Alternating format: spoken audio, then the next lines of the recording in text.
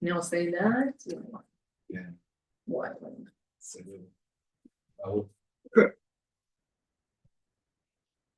Sabur Barur. Well, that's it. נע 48. נכון? פרק ל"ג? Yes. 148 in the bottom. What page? 148. 148. So we just finished chapter 32 of Tanya. Now we're going to go into chapter 33. Chapter 32 sometimes is thought of as a kind of a side note, like the Alter Rebbe was talking about the importance of joy in the service of Hashem. Without joy, you can't beat the animal instinct, the Yetzer Hara. So you have to serve God with joy, and we're talking about the various impediments to joy. And the last point that he said was in chapter 30 and 31 was when you're dealing with situations when you need to be upset, like, for example, your spiritual state of being is in desperate need of repair. So you're supposed to get upset at yourself. You're supposed to be down on yourself and think about the lowliness of your situation. And after the sadness about your lowly situation, you will come to a greater joy because you'll recognize that the true value in you is the godly soul, the neshama, and that will bring you great joy. So then 32, the Alter Rebbe says, and by the way, and I'm paraphrasing because the Alter Rebbe does not say by the way, although it seems like, by the way, once we're talking about having joy as a result of putting the soul, the godly soul, above the body and the animal soul, that also happens to be the most direct path to achieving the mitzvah of loving your fellow Jew as yourself, because if you can recognize that what makes you valuable and precious and lovable is the godly soul in you, then you can have the same attitude towards your fellow Jew. You recognize that you're actually one being, and if you're one being, then what's not to love? Like two parts of the same body that wouldn't not get along.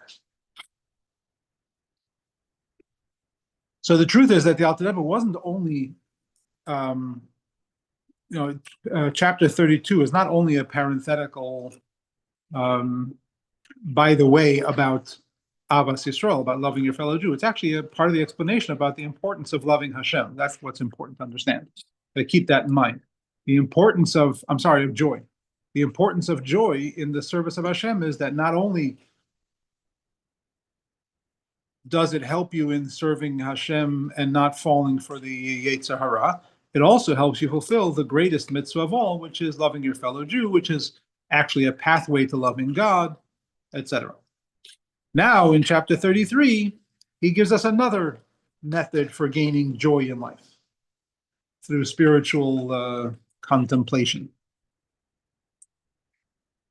So let's jump right in. See if we can get through the whole chapter tonight. Is another great true joy that the soul can have,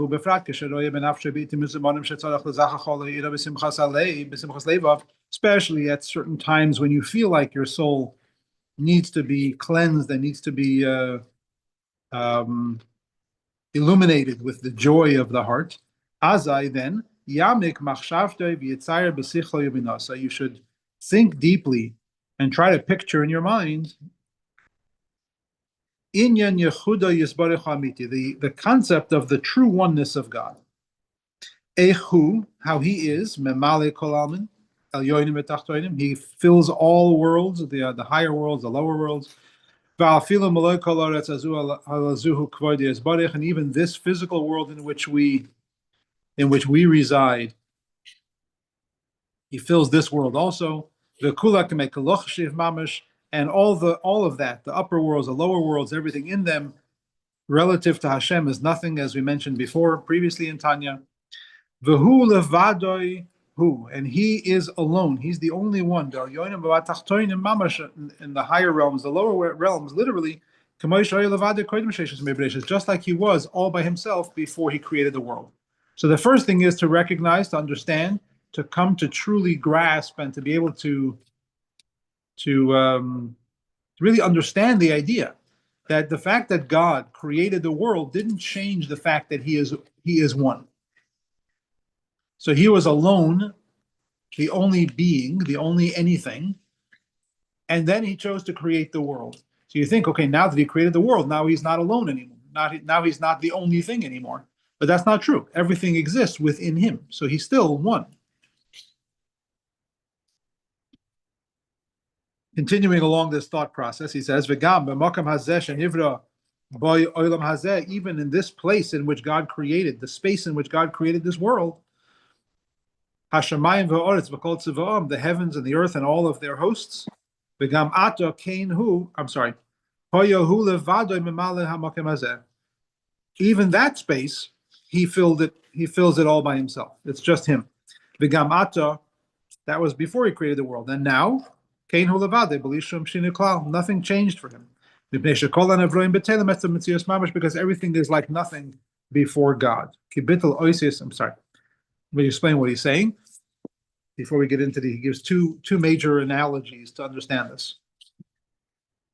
But basically what he's saying is you have to understand the oneness of Hashem, which is that although the creation, because of all of what we referred to before in Tanya about all of the levels of tzimtzum, all of the filters and the diminishments of God's influence and all the veils that God uses in creating the world, so that the world can literally feel as if it's completely independent from God, or even that there is no God, God forbid.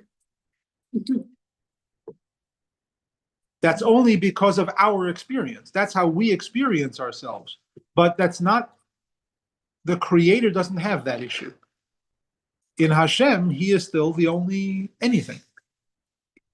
And he created us in a way that we feel separate from him, so that, as we discussed last night in the JLI class, so that we should have to choose the relationship with him and not have it automatic.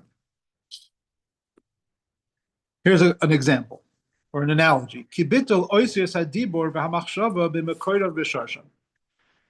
God created the world through speech, right? Let there be a world, let there be light, let there be. So the first analogy he gives is of speech. Imagine speech. Sorry,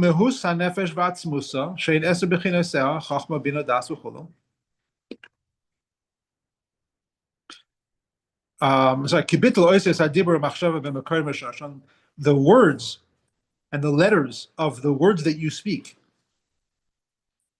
in their source in your mind, the words themselves don't mean anything, have no relevance. The concept is what's relevant in your intellect. The words that you use to structure a conversation and to express what it is you're feeling, they have no relevance to the concept itself. They're nothing compared to the concept. The concept is a big thing. The intellect is a big thing. So compared to your intellect, are the letters of the words you speak impressive? No, they're nothing. There's tools that you use for expression, but they're not. So in the essence of the soul, your essence of a soul, I mean your intellect and your emotions, not your speech and your thoughts and your action. Those are the garments, right? So not the garments of the soul, but in the essence of the soul, in your opinions and your feelings, words have no relevance. Because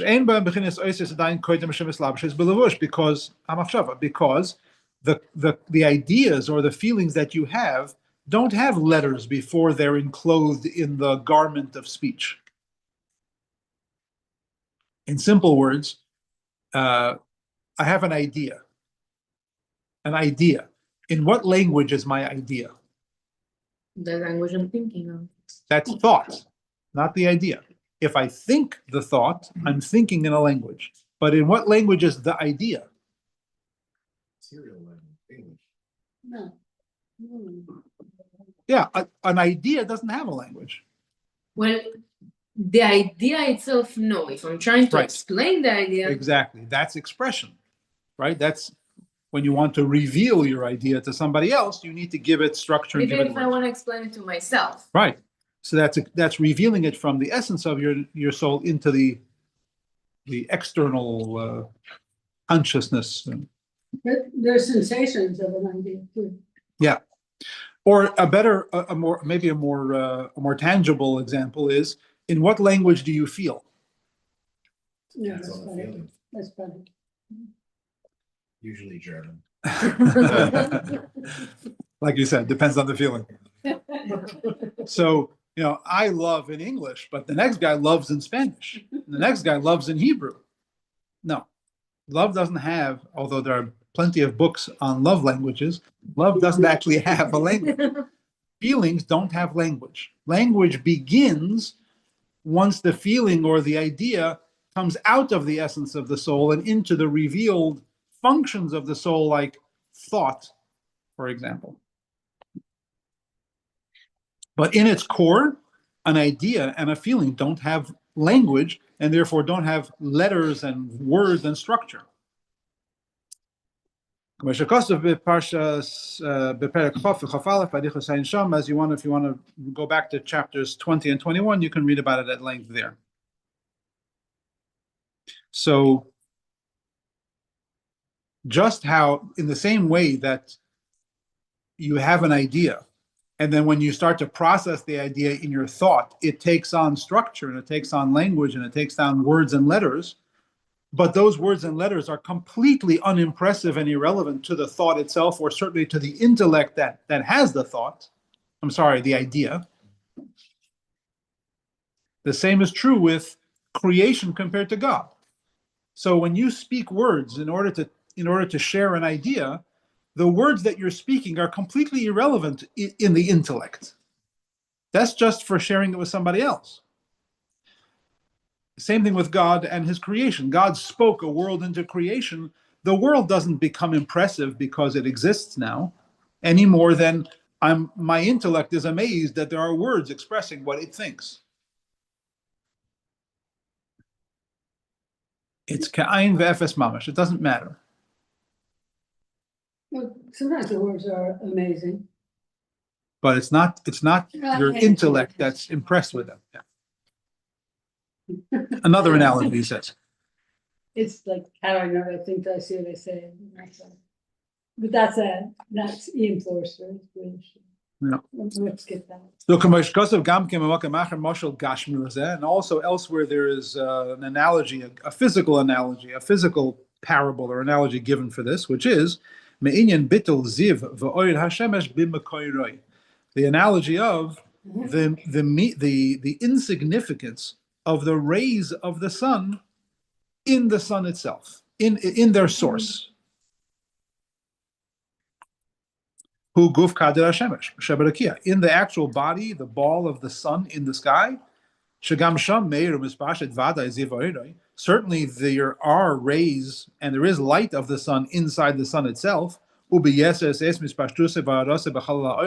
Far more than what we feel here. Mm-hmm. So if the effect of the sun, the rays and the heat and the light of the sun, are far stronger in the sun itself than it is here, and we know how much it accomplishes here, it must be super impressive there. But it's not. In the sun itself, it's irrelevant. You have the sun itself. What do you need the rays? There,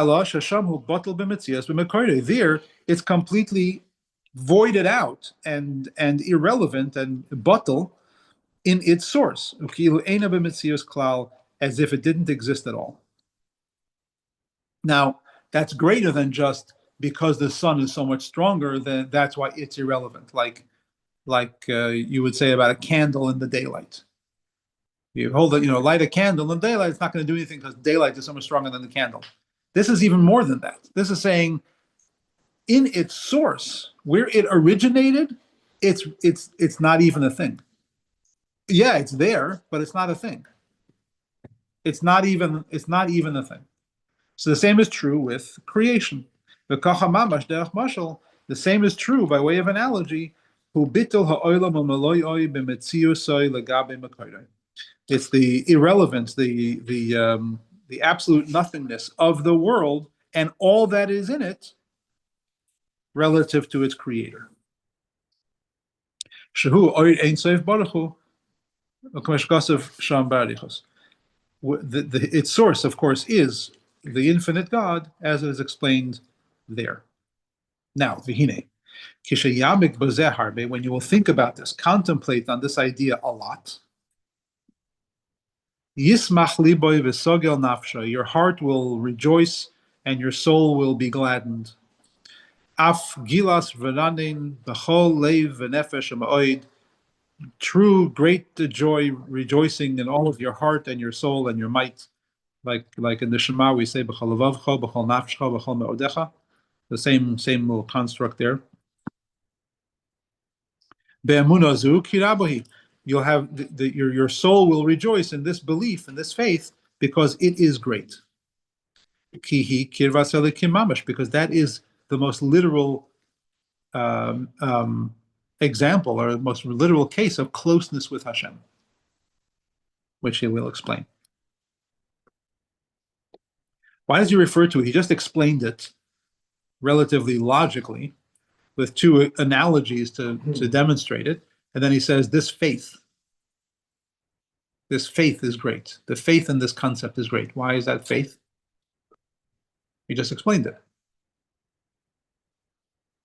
So first of all, because the explanations themselves require faith. The fact that God created the world with speech, you believe that. You weren't there to see it, right? But also because the idea is something that you believe in your core anyways. You just have to find a way to, like he said, to think about it, contemplate it, and be able to visualize it, to be able to make it real in your mind, in your understanding, not just in your, but underneath it all, it is a faith. But it's hard to contemplate the faith. You can contemplate a thought and an idea.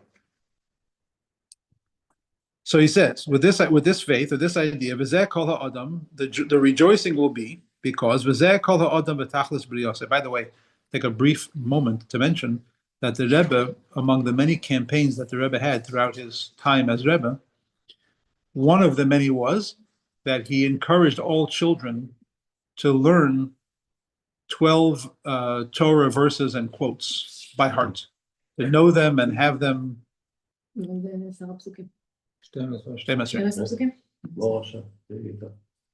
Those. I don't know. No.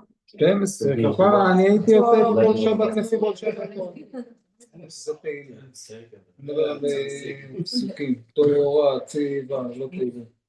So those, right? כל הילדים אומרים פסוקים, מקבלים, ממתקים, מיואלים. So now you know that was actually the Rebbe's idea. This was the Rebbe's initiative. He came up with the list of 12 verses, and so it's not only verses out of Torah Shebiktav, out of Chumash, out of the 5 books. It's also other, some in Mishnah, and 2 of them are from this chapter of Tanya. We're about to read one of them. Vizeh, remember? Kol Adam v'tachlit b'yotam. Everybody knows this one because the Tanya was written before modern Hebrew became a language. Right, and this quote in Tanya became a little problematic with modern Hebrew, because the last word of the verse of the quote is besachtoinim. I'm not going to say that in the modern Hebrew. As a kid, he was very excited. I think we can know that. Screaming in the park, yeah. You know that part? Yeah, in modern Hebrew, the word tachtonim means underwear. And that's not at all what he's talking about here. When here in how old? 60, 70, 70, 80. Four. From the creation of the state of Israel, shortly before the creation of the state of Israel. Yeah, so 70, 80 years. Tanya was written 280 years ago. So, and certainly But it's also from the Bible, like, yeah, like the Bible itself, Perashat Bereshit, Sefer Bereshit. It uses the same. והקדוש ברוך הוא לעשות לו דירה בתחתונים, ואינו רע. That's in the Medrash. In the Midrash, it's not in the actual psukim. I don't think so. In any case, I mean, the Medrash is also a lot older than Tanya. Yeah. But the point is that the Medrash says that God created the world because he desired to have a dwelling place in the lowest world. And the expression in the Medrash is, Lihiyos loy dira b'tachtonim. So, v'zeh kol adam. This is all of man and all of the purpose for which you're created. Tachlis briyasei. Ubrias kol ha'olamos, and the creation of all worlds. El yoinim v'tachtonim, the higher worlds and the lower worlds. Tachtonim means the lowest world. Lihiyos loy dira zu b'tachtonim. So that he, God, should have a dwelling place here in this lowest world. Which is only revealed, it only happens through our mitzvahs. In other words, as we spoke about yesterday at the class, God creates a world in which he is not visible, not obvious, not felt, and even a little unwelcome. And the plan is for that condition to choose to invite God in. So God kind of invites himself in, and we respond to that, and we do mitzvahs, making him at home in his creation. Pardon me. The greatest manifestation of that is when we think about the fact that this world is actually God. Everything is God. There isn't anything besides God. When you can recognize that everything that you see, everything that you perceive as being separate from God isn't, that's the most effective way of bringing God into his world. So those things that are far away from God, right? Like averot, things that doesn't like, then those are where we should stay away, or is even there and that's what we... You were supposed to stay away, and when we mess up, then you have teshuvah, which is a greater way of getting closeness to God than doing mitzvahs. But you can't do teshuvah on purpose. You can't intend to sin in order to do teshuvah. Right. So then where is God in those faraway places if we shouldn't be there? So deeply hidden, so deeply buried that the only way you can get to it is by mistake. So there are things that we do by mistake because we made a mistake, and therefore you have to do teshuvah. But there are also examples of mistakes that a mitzvah that is only possible after a mistake, not a sin, just a mistake. Like the mitzvah of the farmer has to leave a bunch of different things in the field for the poor. One of the things that the farmer has to leave is anything he forgot by accident. So it's a mitzvah that you can't do on purpose, right? So there's such thing as a certain level of godliness that has to be arrived at subconsciously or unconsciously. Now, what's the big celebration if you're able to understand that God is actually everything, even though he created something that looks like it's outside of him, but it's not? So he continues, V'hine.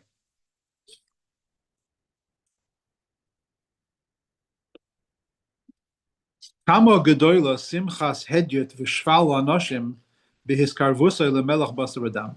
How great, how incredible is the joy of a simple, lowly human being, like the lowest of human beings, when he is invited to have a close relationship with a king.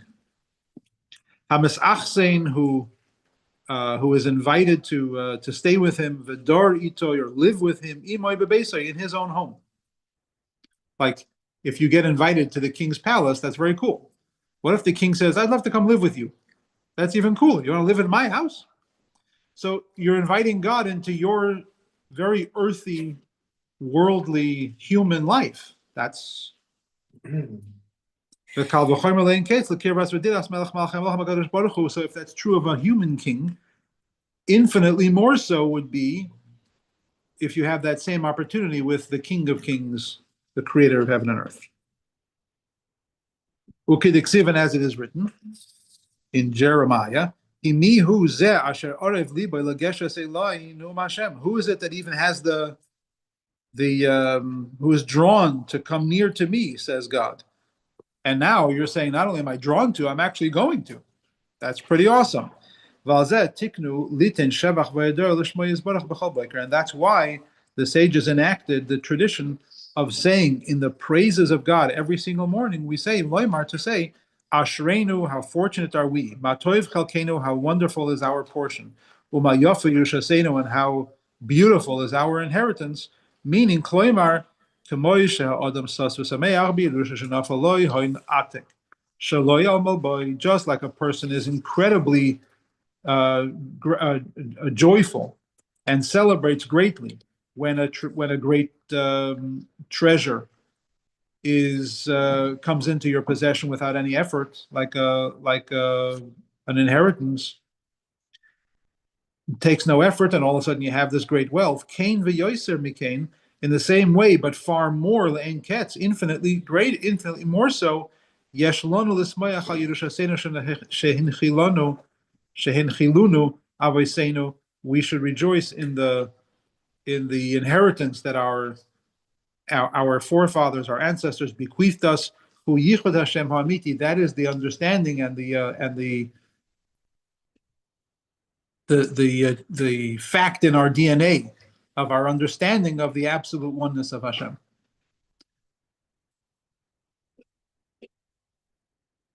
Asher, that afilu be'eretz mitachas einoid mavada, even in a physical world, even in this physical world, there's nothing really other than God.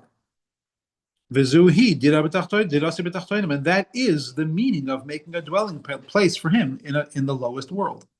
You have a world that is so low.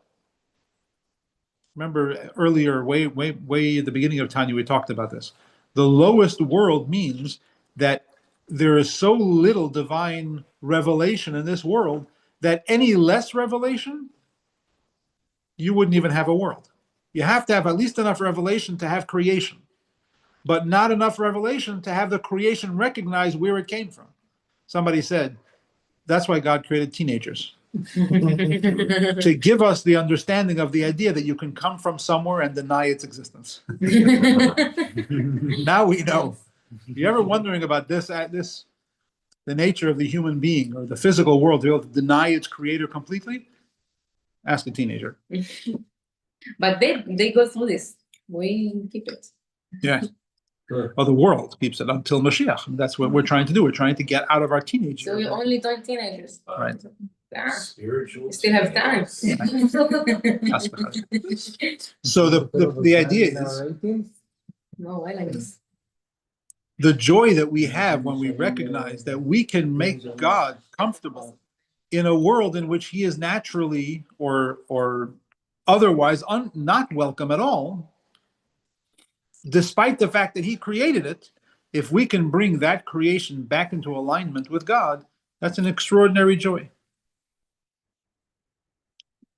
Which he'll explain the joy momentarily. And this is what why the sages said, Taryag mitzvahs nitnu liYisrael b'chabakuk v'hemidon al achas. The sages say that God gave the Jewish people 613 mitzvahs, and Chavakuk, the prophet, came along and basically summed them all up in one simple mitzvah. Shenemar v'tzadik be'emunoso yichya, where he said, a tzaddik in his faith does he live. The tzaddik lives in his faith. What does that mean? Through the faith alone, you come to observe all 613 mitzvahs. Dahainu, this means when your heart will come to rejoice in the oneness of Hashem, in the ultimate, the depth of rejoicing and joy, as if you only had this one mitzvah, and that is in fact the bottom line of all of your mitzvahs and all of your existence itself and the existence of all of creation. Which basically what he's saying is, if you want to put it in very human relatable terms, what he's saying is people complain 613 mitzvahs. Oh my gosh, that's so much. Or you have 613 mitzvahs and then a gazillion details and traditions and customs. Well, who could do that? Who could possibly do that much? The answer is, who could do that much? Nobody. It's impossible. Nobody even allowed to do can do everything, because there is mitzvot just for a woman, there is mitzvot just for Kohen, there is. Yeah, but besides that, who could possibly, if you're starting from scratch and you're told, here are all the things that you're obligated to do, that's an impossible. Who could ever sign up for something like that? It's too much. It's too much. The alternative is, don't think about how many things you have to do. Think about how many relationships you want to be in. I don't know what. One. You want to be in one relationship. It's like, what does it take to be a husband? Well, you have to do this, you have to do this, you have to do this, you have to do this. Forget it. Too much. Or, what does it take to be a good husband? To find a wife. Just be a good husband to your wife.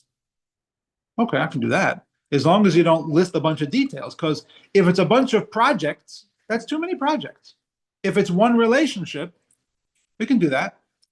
So that's what he's saying here. When you read what Habakkuk, the prophet, was essentially saying is, if you just have this clear faith in the oneness of God, all of the mitzvahs become a no-brainer. It's not a struggle anymore. Because I want to have the ham sandwich. Why? Because it's delicious. Yeah, but that's nothing compared to the fact that God created it for a reason. The reason is for you to deny it, so that God can be if you understand the context, in which the mitzvah or the sin was created into, then it's all one decision. It's not a bunch of decisions every step of the way. I have to decide whether I want to do this mitzvah, and I have to decide whether I want to do that mitzvah. I have to decide whether I want to avoid this sin. I have to decide whether to avoid that. Don't get into the details like that. Just have one solid relationship. And if you do, then of course all the mitzvahs will get done, because that's what else are you going to do? So it's just it's a extraordinarily tall order, but the concept is very simple. Maybe that's why he says it's a tzaddik that be'emunah yichya. The tzaddik, the perfect tzaddik, lives in this faith, because if you live in this faith, you are a tzaddik. You wouldn't do anything else. So we all try to have moments of tzaddik, moments of living in this kind of faith. So basically, he's saying that if the whole Taryag mitzvot is tzaddik be'emunato yichya, means don't be focused on the rules. Be focused on what you are. Be focused on being a tzaddik, right? No. Be focused on the relationship with Hashem. Yeah. And it's not. And then if you be focused on the relationship with Hashem, it means that you're going to do much more mitzvot, because you're trying But to you don't start with the mitzvot. You start with the relationship. Exactly. You don't worship the mitzvah. You worship the mitzvah. That's such of a big thing for our generation. Yes. Why? Because go see the world in Israel. Amen. Yeah, because religiosity has to made. work the mitzvah and not God. Yeah, the religiosity has done that to people, where people worship the observance of mitzvah more than they worship God. See how far they're going now, just in the name of Limud Torah. Yeah, it's not only. I mean, I don't want to besmirch anybody, but it's all religious circles. You see this. People become so enamored with the religiosity that they're involved in that they forget what it's all about, and they don't have no relationship with God. It's just about being religious. I thought that was Christian. Us too. We got it. Oh, yeah, we got it. Yeah, but I think it's human nature. Like I said, I'm not Let me going to work besmirch anybody in particular. From the action. In any case, it's an important point. The other way of looking at it is, when you're trying to decide, should I eat this non-kosher food or should I not? Should I not? And you struggle with it, and you finally come to the decision, I'm not going to. And then, should I light my Shabbos candle? Should I not light my Shabbos candle? Should I, shouldn't I? Okay, fine, I'll do it. And then it's, should I drive on Shabbos? Should I not drive on Shabbos? Should I not? Should I not? Okay, I won't. You don't have to struggle with each one of them individually. You have one single struggle, which is, Should I make it about me, or is it really about him? Are all of these things that I think are important in my life actually important, or is everything really just God? If I come to the firm conclusion and resolution that everything really is just him, game over. Home run. Now you're touchdown, whatever. You've arrived. We struggle with it because we individualize the various mitzvahs and sins, and we struggle with each one individually. If we could just lahamidan al echad, if I could just put them all onto one simple question: do you really exist? Does the world really exist? Does that ham sandwich really exist? Or is it just God's way of saying, it would be wonderful for me if you would choose me over you? That's the sum total of every mitzvah.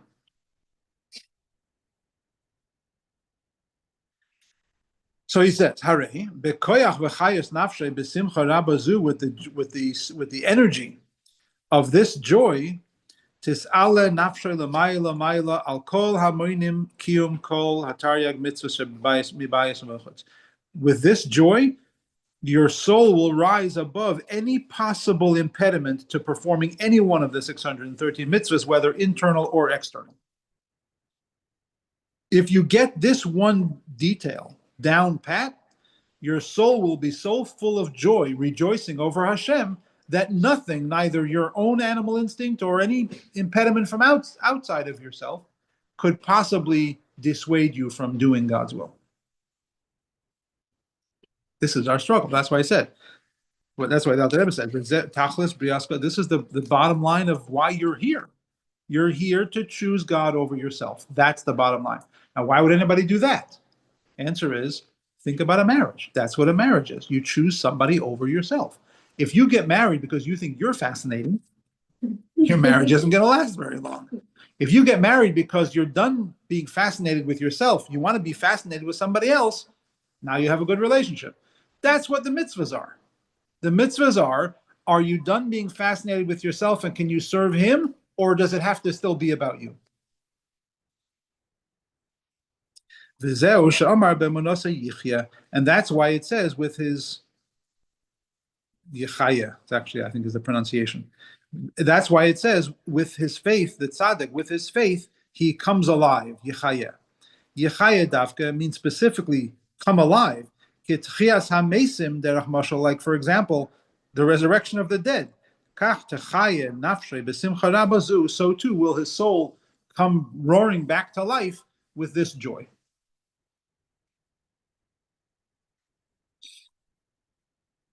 Now, as if that's not enough, he says, it's actually a doubled and a redoubled joy. What's the double joy? Milvad simchas hanefesh hamaskeles b'kirvas Hashem v'dirotza yitoi imoi. Aside from the joy that the soul has when he thinks about the closeness with Hashem, the fact that Hashem is right here dwelling with me, you will actually, in addition to that, you will rejoice twice as much b'simchas Hashem, in God's rejoicing, in the pleasure and the appreciation and the joy that God has from your discovery. Because you're subduing the unholiness and you're converting darkness into light.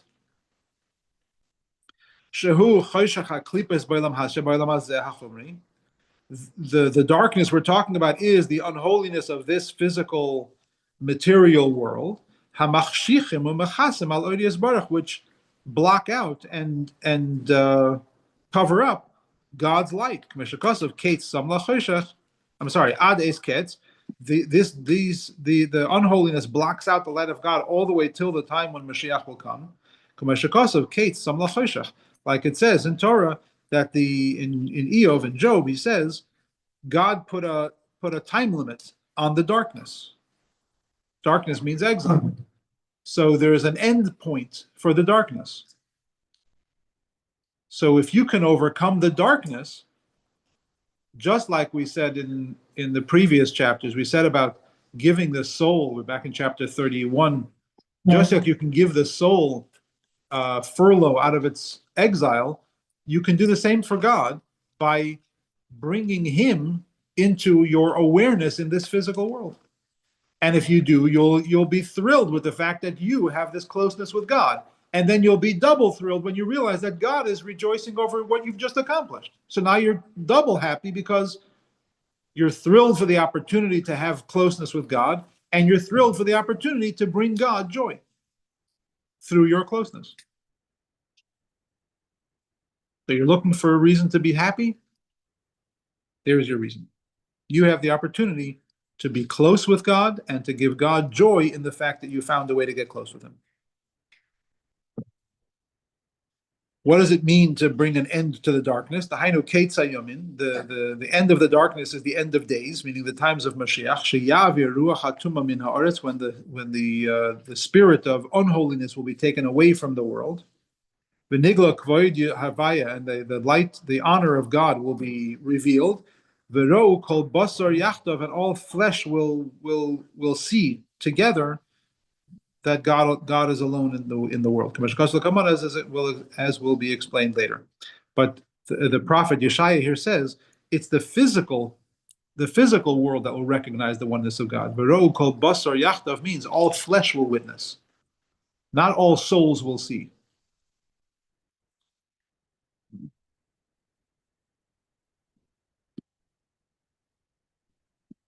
Why does it say that? Why? Instead of bodies, instead of souls?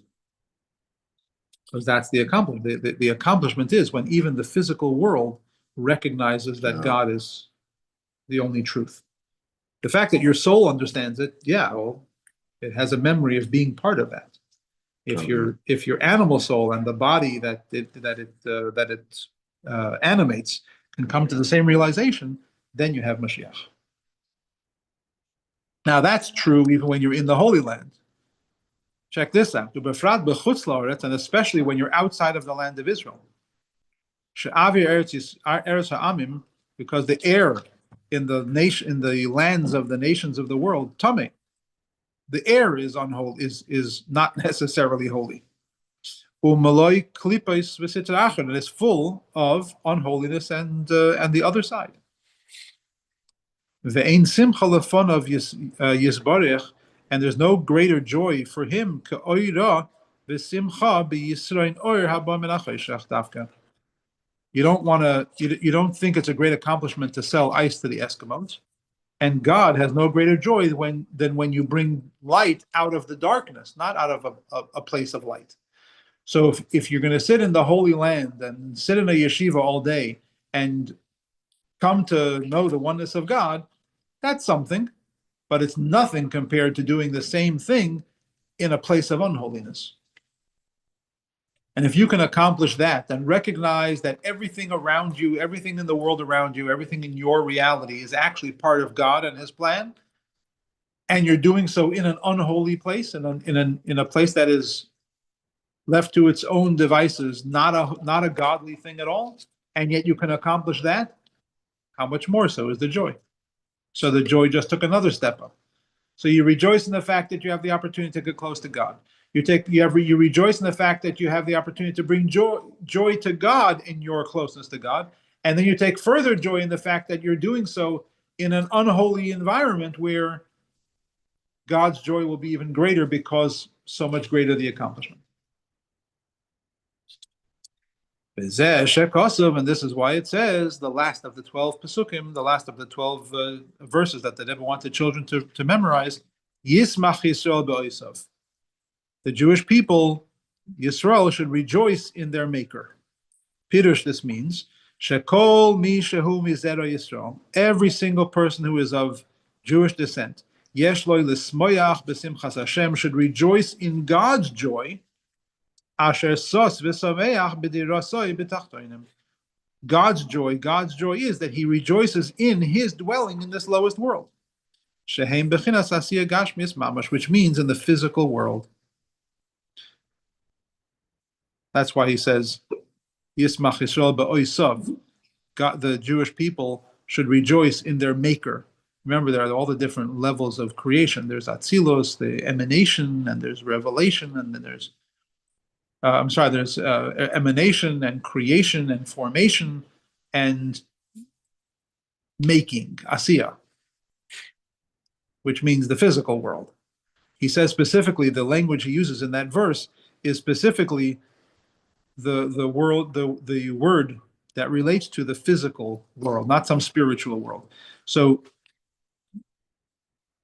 the Jewish people rejoice in God who made us in a physical world, all the way down here in the lowest possible condition of creation.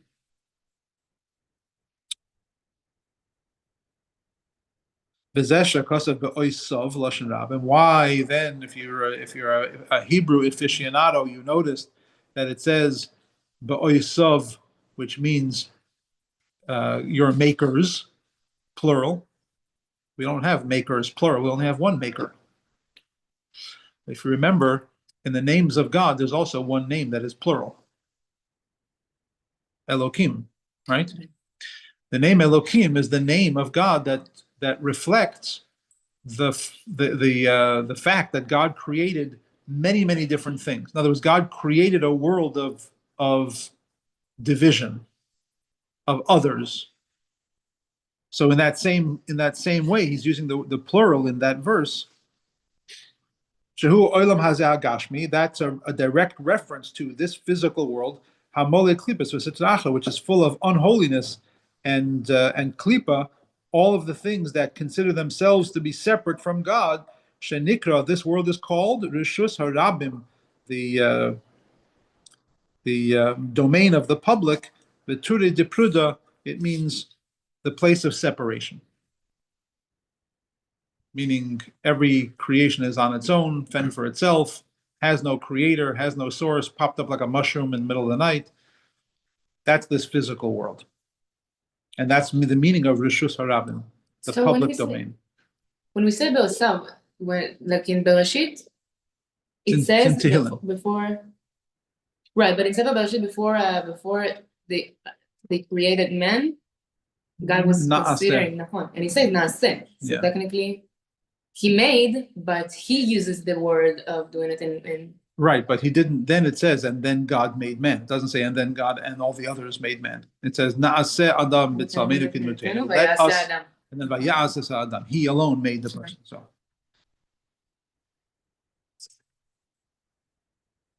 Didn't it say let us make man though? let us make man. Yeah, that's like because he consulted with the angels. right, but it wasn't the angels that made man. It was Right. yeah. So Shenikra Rishus Harabim v'ture depruda. It is the domain of the many, domain of the public, of the plural. Right, the public domain, Rishus Harabim, the language, Rishus Harabim, which means the public domain, can also be translated literally in Hebrew, can be translated as the domain of the plural. In Hebrew, single and plural are Yachid and Rabim. So Rabim means plural, Rabim also means the public. So the public means not a private space, not a domain. What's a domain? You have your own home. Your own home means it's your space, not everybody's space. That's Rishus HaYachid. Rishus HaRabim in the spirit, so a public domain in the spiritual sense means a place where God is not in charge, visibly or in a revealed way. And you turn that into light, and makes them into the domain of the single, to the oneness of God with this one point of faith. That's the whole chapter. What he's saying is basically, if you think about it, he's saying that you can have all of Torah through one point, one faith. But what he's also saying is something, I think, more general, which is the whole emphasis or the thrust of Chabad Hasidic philosophy, starting with the Alter Rebbe, is that the way to do Yiddishkeit properly, it starts in your mind, starts in an idea, think it through, contemplate it, develop the thought, internalize it, grasp it, get it to where you can visualize it in your head, and when you know it well enough, it will then develop a feeling. And the feeling, the joy, the rejoicing will be directly measure for the depth of the intellect, of the idea, how much you grasp it. So the deeper you grasp the idea, the greater the emotion that it develops will be. And the greater the emotion that it develops will be, the more it will directly lead to acting on that idea and that emotion. That's how you do Judaism. That's how you do Torah. That's how you do Yiddishkeit. Think your way into it. Understand that this is more real than all the other stuff that you thought was real until you started thinking clearly. Get excited about this idea you just came to terms with, and then act on it. Now, the Rebbe,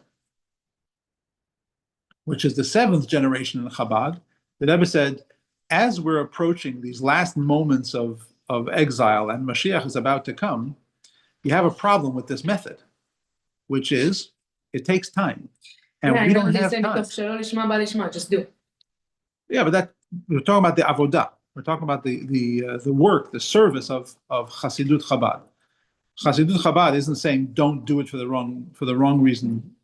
Don't fulfill. But with thinking. No, do the mitzvahs. But how about getting into it? How about actually serving Hashem? That starts in the mind, down into the feelings, down into the action. But the Rebbe said, as you're approaching the moments before Mashiach coming, you don't have time for long, lengthy processes. So first of all, do the mitzvah. Similar to mitoch shelo lishma ba lishma. But don't do it shelo lishma. Do it because it's a mitzvah. No, do the mitzvah and then have a relationship. Do the mitzvah. And then have a relationship. And then go even deeper. The Rebbe said the mitzvah will remind you of the relationship you already have. And that, by doing that, you jumpstart the process. So the Rebbe kind of introduced this method of flipping it on its head, where you don't necessarily start with the intellect. Of course, the service and the method of Chabad starts in the intellect, but you can start with doing the mitzvah, which will kind of prime the pump to where when you start thinking about it, you identify with it, and you're halfway there already. So the Rebbe said, start with the mitzvah. Stop somebody on the street and say, excuse me, are you Jewish? Would you like to put on tefillin? Excuse me, are you Jewish? Do you have a set of Shabbos candles? The Rebbe invented that, and it's amazing what it does. It brings people back in touch with their Yiddishkeit, with their soul, and it inspires an awakening and a reintroduce yourself to your own ability to think your way into a real relationship with Hashem. And that is chapter 33. Yeah. 33. And how many chapters? 50. 50? I don't know. Scotty.